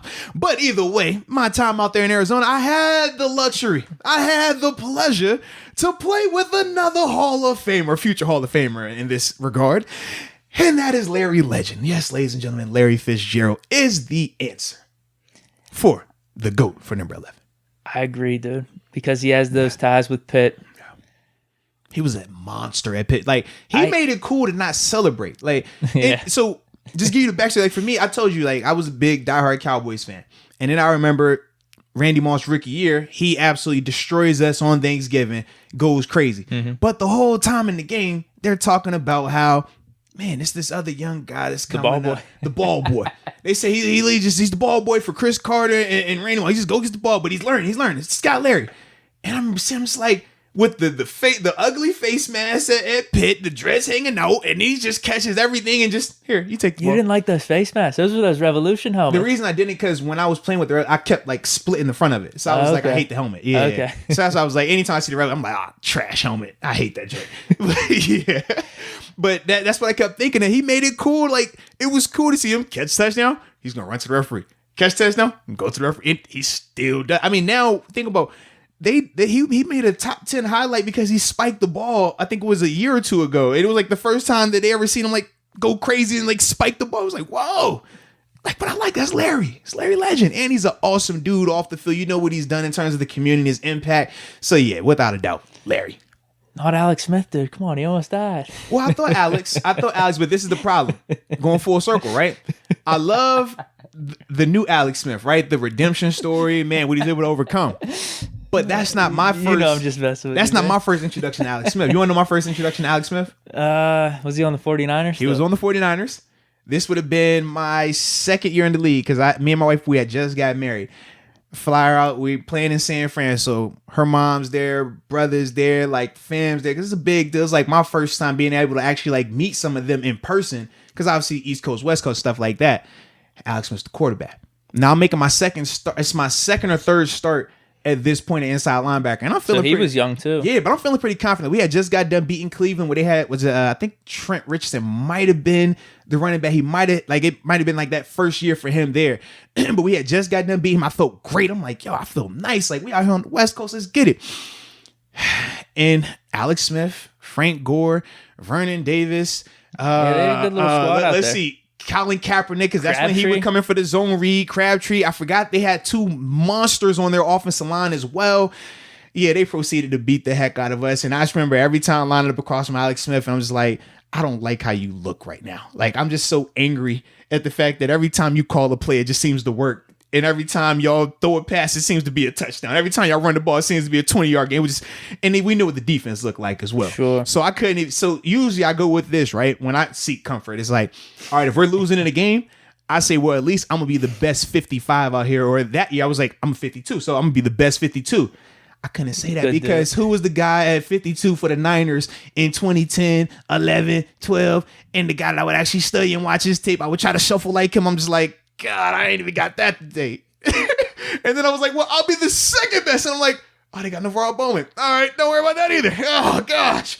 So, yeah, man, I'm not Alex Smith guy from, yeah. Yeah, and with him, too, probably. No. He's supposed to be good. He was the number one pick. Right. Then he fell off a little bit, but then he had that nice run where you're just like, I still don't believe in you yet. Yes, it's like, bro, you kind of are good, but you're kind of not good, but you're kind of like good. Oh.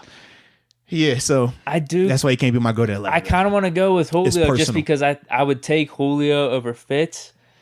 But Fitz, the connection to Pitt and the longevity, I think you just got to give that salute. Well, Julio, he drops passes. That's why for me, anytime we talk Julio, I instantly think of, well, they say he was better than AB. And anybody in that, Julio falls into the same category as David Johnson for me right now. Now, not to the same extent, but just it's always going to be bad blood because when they said that David Johnson was better than L. Bell, we were on the team here. We said not a chance. And we got the chance to play against David Johnson. And it was like, oh, yeah, we just further backed it up. Julio, we look at him the same way. It's like, y'all were talking about Julio better than AB. Nah, bruh. Nah. So anytime I hear, I'm just like, nope. Sure. Can't be. Nope. Give me D-Hop over here. Are you ready for 12? Let's do it, man. Shit. 12 is going to be nice, too. 12 got some dogs. This is the quarterback, receiver range right here, man. I'm going to be at a dilemma here. Uh-oh. So we got Tom Brady. Oh. You talking about the TB12? Aaron Rodgers. Oh, A-Rod? Bob Greasy. Okay.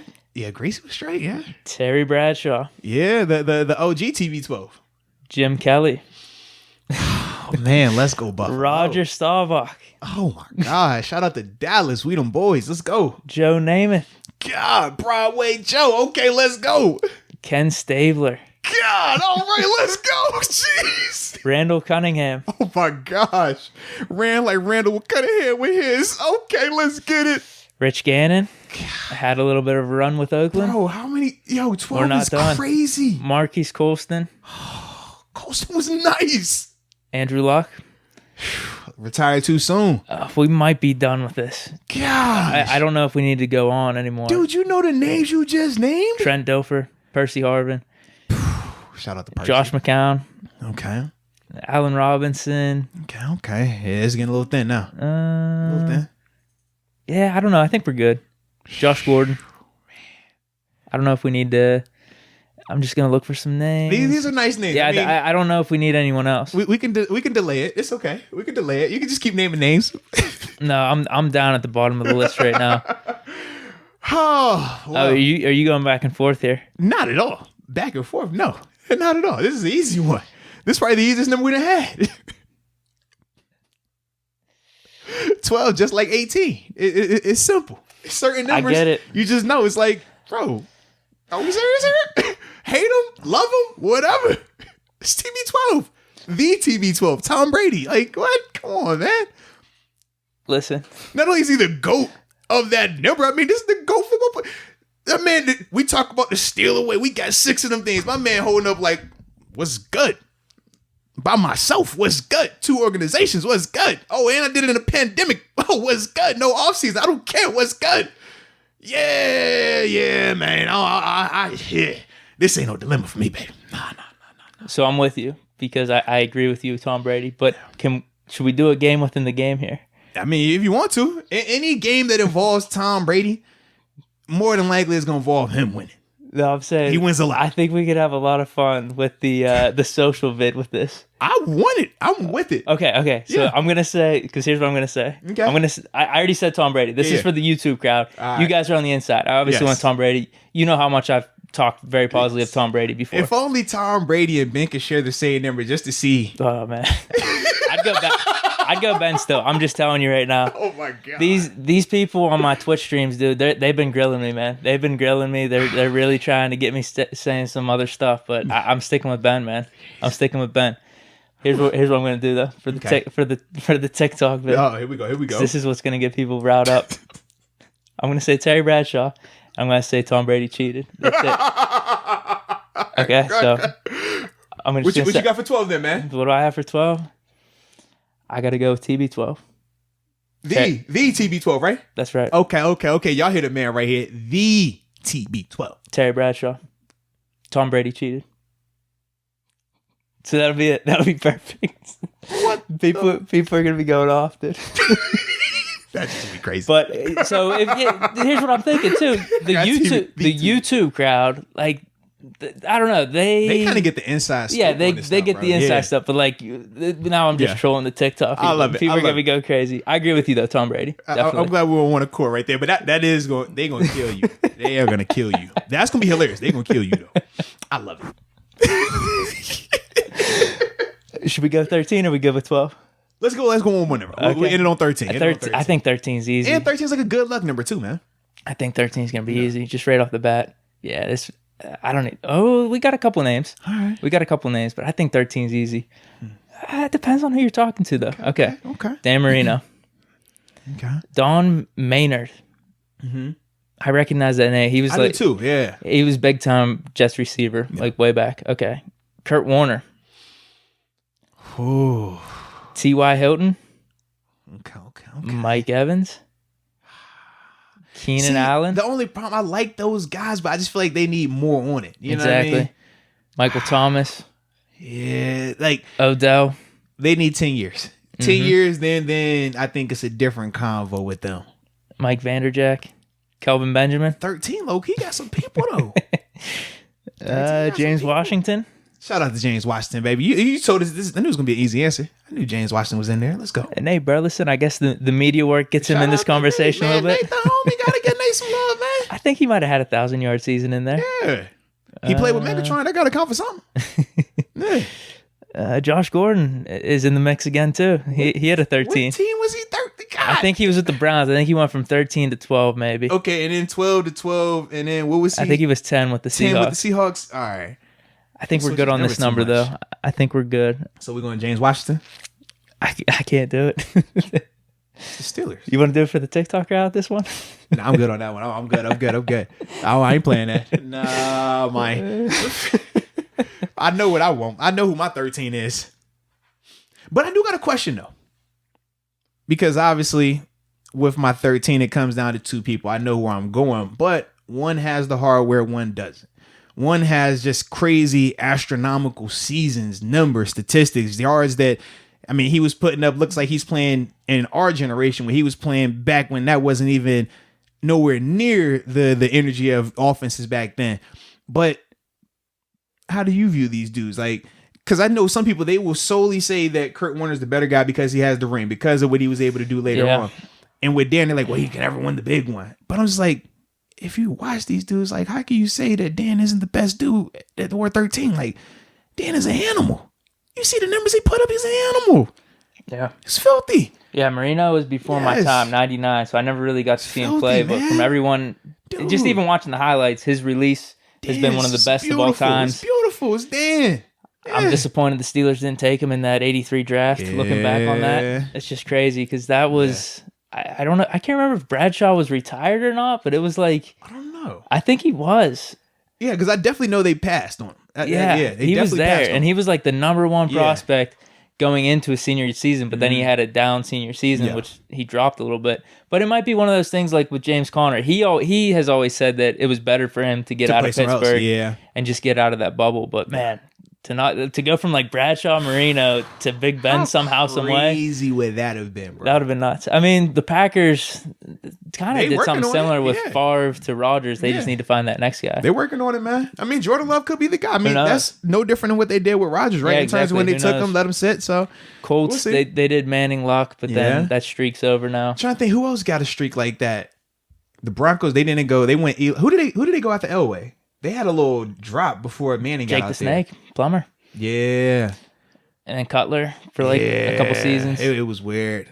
Let's see, then who else? I'm trying to think, who else had smooth quarterback transitions like that? I don't know. I think happen a lot, right? I think 2's probably the best you could do.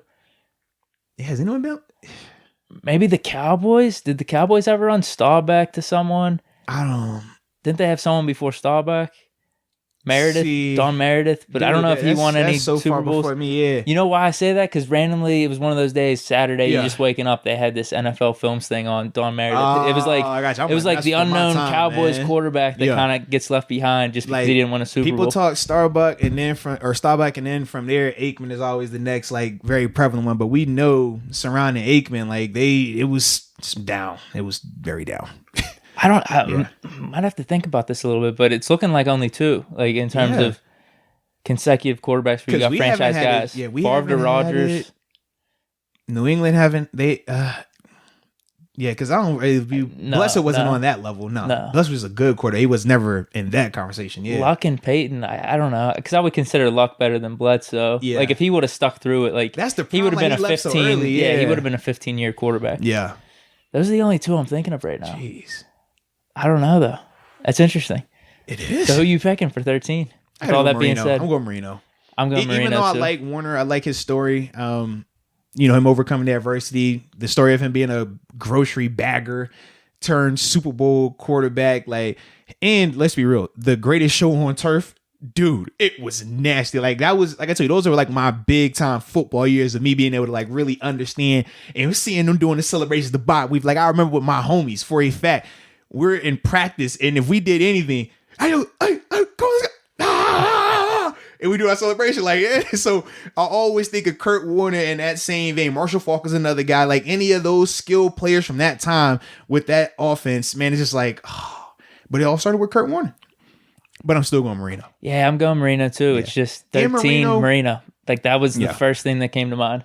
And when it's a close battle, like we got to pick split hairs. Dan Marino does have the cooler movie appearance. He was in Bad Boys, Bad Boys 2. Wasn't he in Ace Ventura too? Yes. So yeah, when we're talking movies, he's a part of some classics. Yeah, so, you got to add that in the mix too a little bit. I mean, he's an icon, cultural icon. I want to see you I want to see you pop up in Bad Boy. I want to see you pop up in Ace Ventura, and you still be like, yo, it's Dan. Like it was. Anyone seen Bad Boys 2? It was in the car chase, dead bodies flying around, Dan's in the trunk. Hey, no, Dan, I appreciate you, man. You get on out the car, mama, go here. He's like, yo, it's Dan Marino. Like, we all feel that. So, yes, Dan Marino. Yeah, 48 touchdowns his second season. Went to the Super Bowl. Because I remember writing a biography on him in like 6th grade or something. Wow. So, yeah, 48 touchdowns. Went to the Super Bowl against Montana. Never got back, though. Never got back. It's crazy. Yeah. But hopefully, we'll get back. That's the goal. That's the goal, that we'll be back. Yes. So with that being said, that's a good way to cap off the podcast. Hey man, just trying to make it here another day. That's it, baby. So this was a blast as always. Hope y'all enjoyed it. I know we enjoyed it. We all enjoy ourselves, man. This is what we do. So shout out to everybody that's been on the journey. We appreciate the support, the love, and until next time. Peace.